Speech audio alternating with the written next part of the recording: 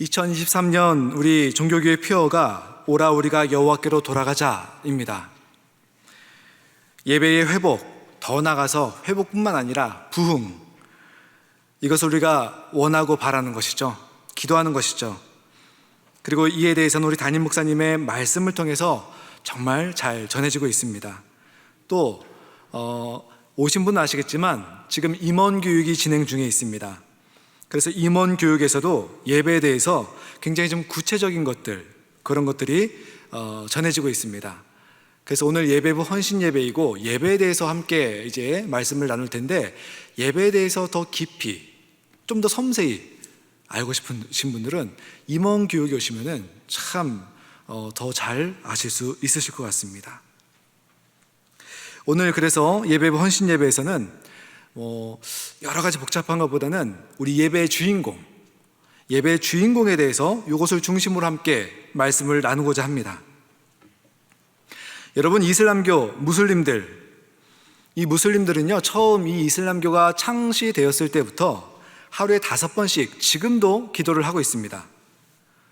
우리는 이것을 보고서 야, 너무 좀 광신적인 거 아니야? 라고 이렇게 말하기도 하죠. 그런데 왜 무슬림들이 하루에 5번을 기도하는가? 시편 119편 164절에 보면 이렇게 되어 있습니다. 주의 의로운 규례들로 말미암아 내가 하루에 7번씩 주를 찬양하나이다. 이 시편이 쓰여지던 당시 이스라엘 백성들은요, 하루에 7번 예배를 드렸습니다. 새벽, 아침, 그 다음에 오전, 점심, 오후, 저녁, 밤 해갖고 하루 7번 예배를 드렸습니다. 이렇게 보면은 일상생활 하다가 무슨 일을 하다 말고 갑자기 또 기도하고 예배를 드려야 되는 거예요. 이 모습을 이슬람교가 창시될 때 무슬림들이 보니까 야, 저 여호와를 믿는다는 사람들, 하나님 믿는 사람들은 너무 광신적인 거 아니야? 우리는 거기서 2번 빼자. 그리고 5번만 우리 기도하자. 그래갖고 지금도 무슬림들은 5번씩 기도하고 있는 겁니다. 하루에요. 근데 중요한 것은 무엇이냐? 이 시편 119편 164절에서 왜 하루 7번 예배를 하라고 했을까? 하나님을 찬양하라고 했을까? 그 목적은 무엇일까? 우리는 한번 생각해 봐야 됩니다. 늘 하나님을 생각하면서 하루 7번 찬양을 하고 예배를 드린다는 것은 늘 하나님을 생각한다는 거죠. 늘 말씀을 가슴속에 붙잡고 묵상한다는 겁니다. 늘 기도한다는 것입니다. 그래서 모든 일상에서의 삶을 하나님의 뜻을 구하면서 살아간다는 그런 목적이 있습니다. 일상생활 가운데서 하나님을 만나는 것이 중요한 목적이었고요. 일상을 하나님 중심으로 살아가는 것이 정말 중요한 그런 목표였기 때문에 시편 119편에서는 하루 7번 찬양하라, 예배하라 이렇게 말을 하는 것입니다. 그래서 하루 7번 하나님을 찬양하라, 예배하라는 것은요, 횟수가 중요한 것이 아니라 예배를 드리는 사람, 예배자의 자세, 태도, 그것이 중요한 것을 말을 하는 것입니다. 우리가 계속해서 예배라는 말을 많이 쓰는데요, 예배를 한번 단어적으로 우리가 한번 보겠습니다. 자, 예배는요, 한자어입니다. 한자어. 2가지가 합쳐졌죠. 하나는 뭐냐면은 예절의 예자입니다.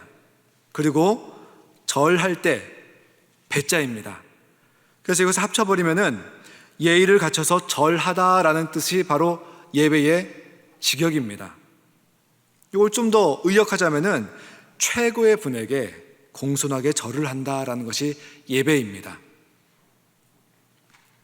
좀 더 우리가 분명히 알 수 있는 것은 영어 단어입니다. 영어 단어로 예배는요, worship이라고 말을 합니다. 이것도 2가지 단어가 함께 합쳐진 거예요. 뒤에 ship이라는 것이 있는데 이거는 뭐냐면은 상태를 말합니다.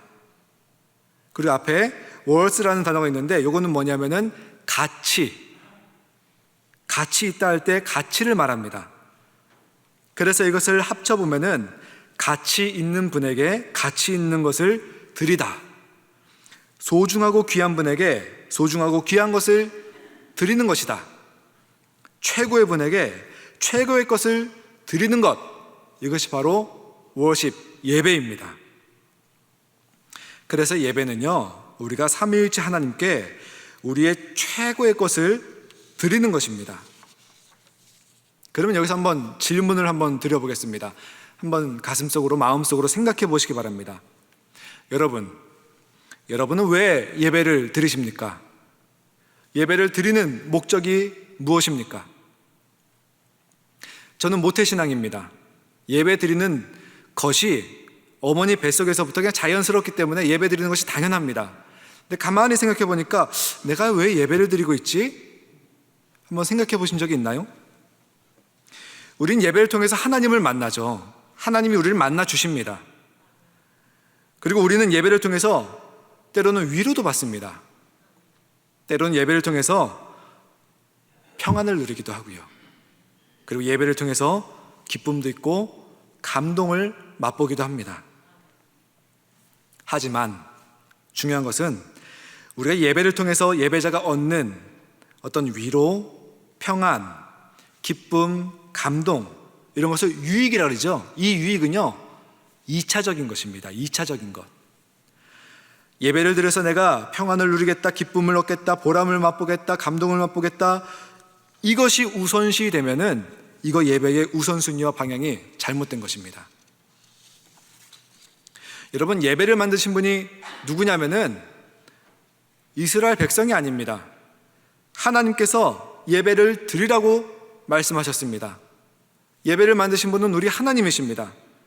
그리고 오늘 말씀에서 누가복음 22장 19절에서 보면은 또 떡을 가져 감사 기도하시고 떼어 그들에게 주시며 이르시되 이것은 너희를 위하여 주는 내 몸이라 너희가 이를 행하여 나를 기념하라 하시고, 예수님의 말씀인데 나를 기념하라, 나를 기억하라, 이렇게 말씀하십니다. 우리의 예배를 통해서 예수님을 기억하라는 것입니다. 기념하라는 것입니다. 이것을 통해서 우리가 분명히 알 수 있는 것은 무엇이냐면 예배를 만드신 분이 우리 하나님이시고 예배를 통해서 우리가 기념하고 기억해야 될 분이 바로 우리 예수 그리스도이고 예배의 주인공은 삼위일체 하나님이십니다.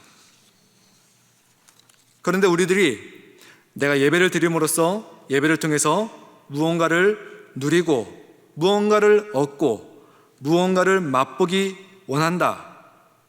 요거는 예배의 주인공에게 먼저 초점을 맞추는 것에서 초점이 빗나가는 것입니다. 우선순위에서 방향에서 어긋나는 겁니다. 예배의 우선은 그것이 아닙니다. 만약에 예배를 우리가 드릴 때 내가 무언가를 누리고 얻고 맛보기를 원한다.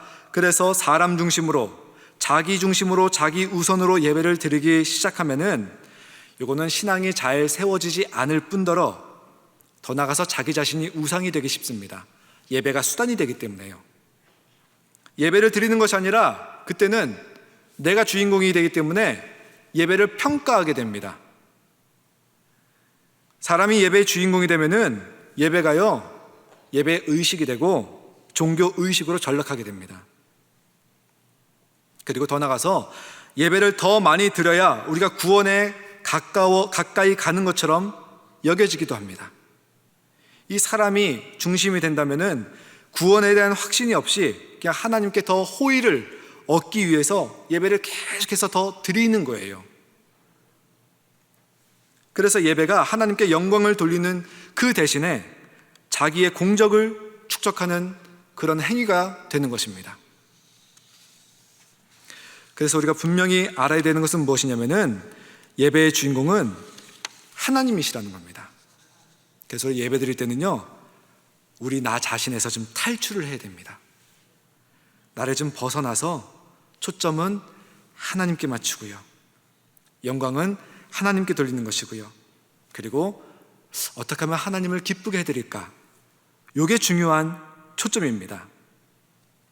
어떻게 하면 하나님을 좀 행복하게 해드릴까, 이게 중요한 예배의 어떤 사건이 될 수가 있습니다. 그래서 결과적으로 예배를 드리는 예배자에게 최고 유익은 무엇이냐면은 하나님께, 주인공에게 집중하는 겁니다.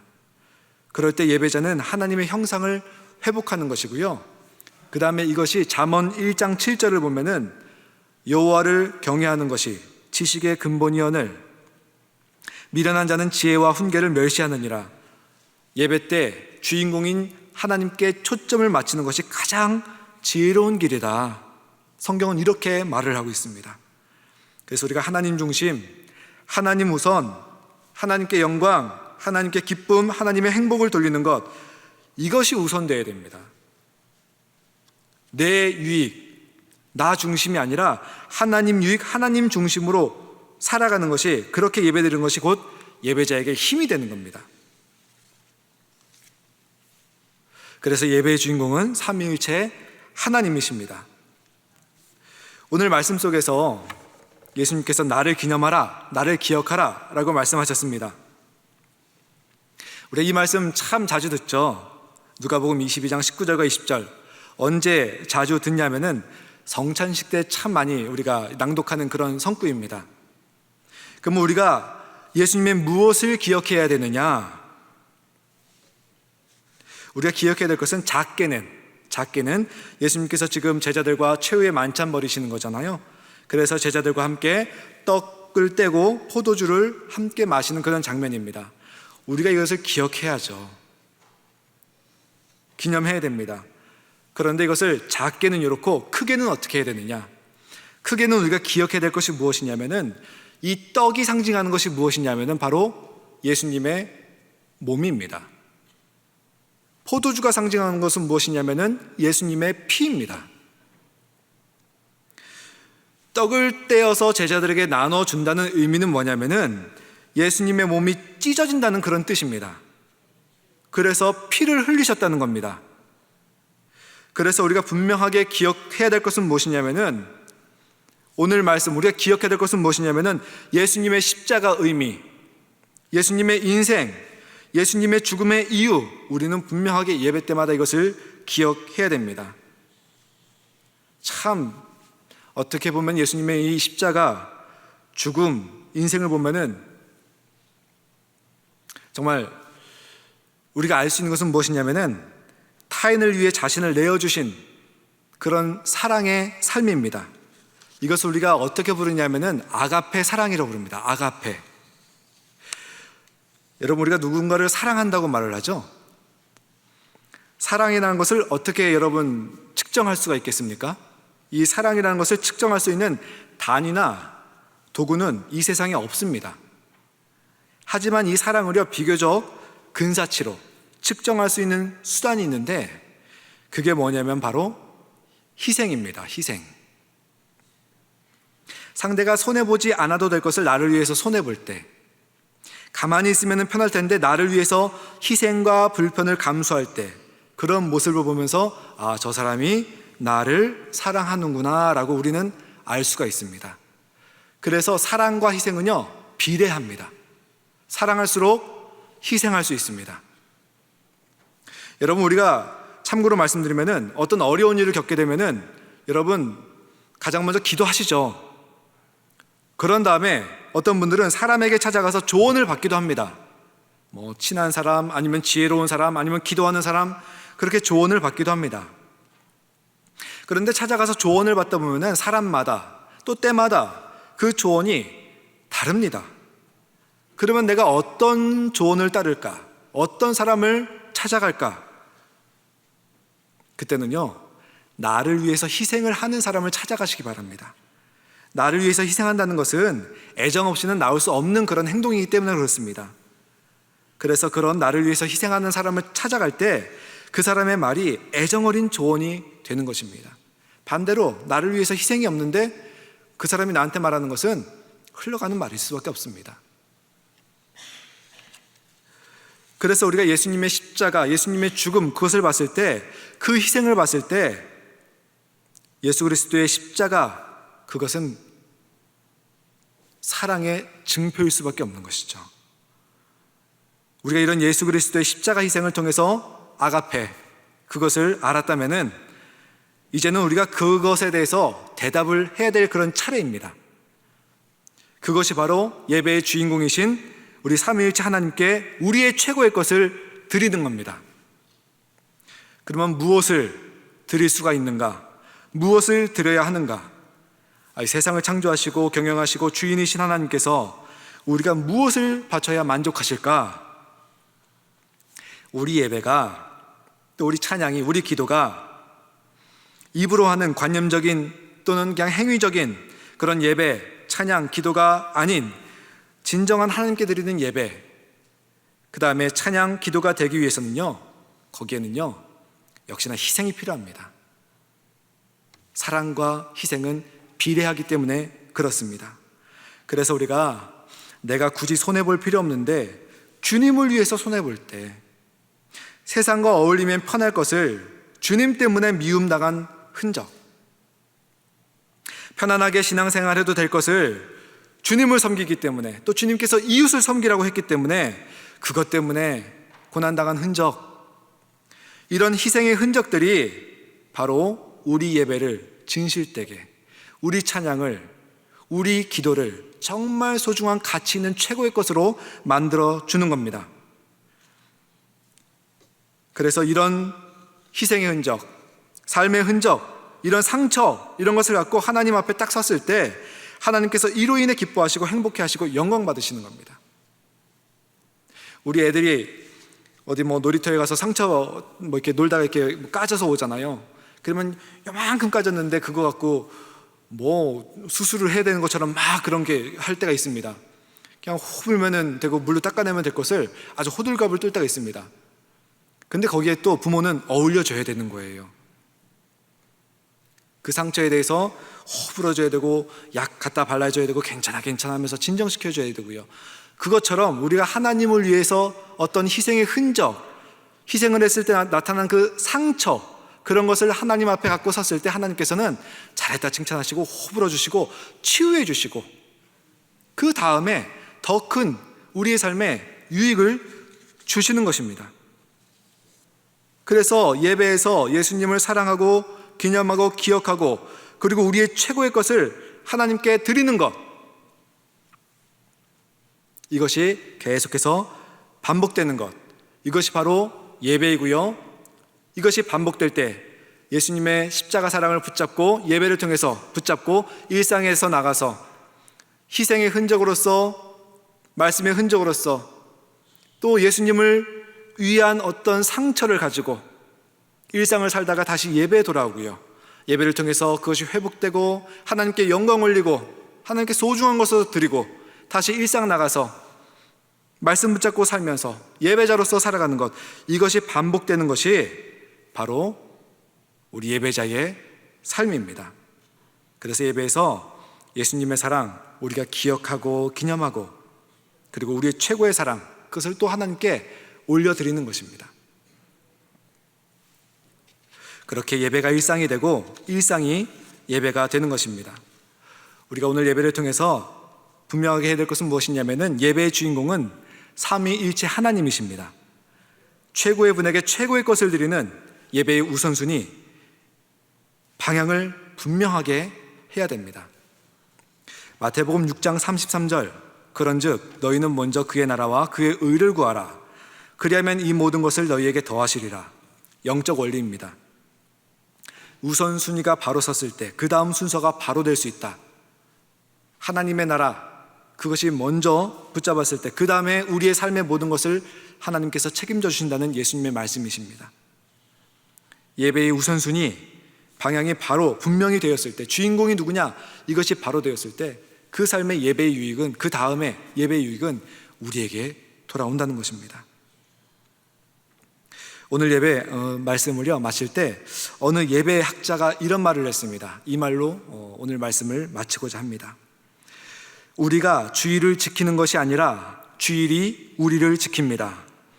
우리가 예배를 드리는 것이 아니라 예배가 우리를 지킵니다. 기도하시겠습니다. 주님, 예배의 주인공은 삼위일체 하나님이십니다. 삼위일체 하나님께 우리의 최고의 것을 드릴 수 있는 예배자가 될 수 있도록 함께하여 주시옵소서.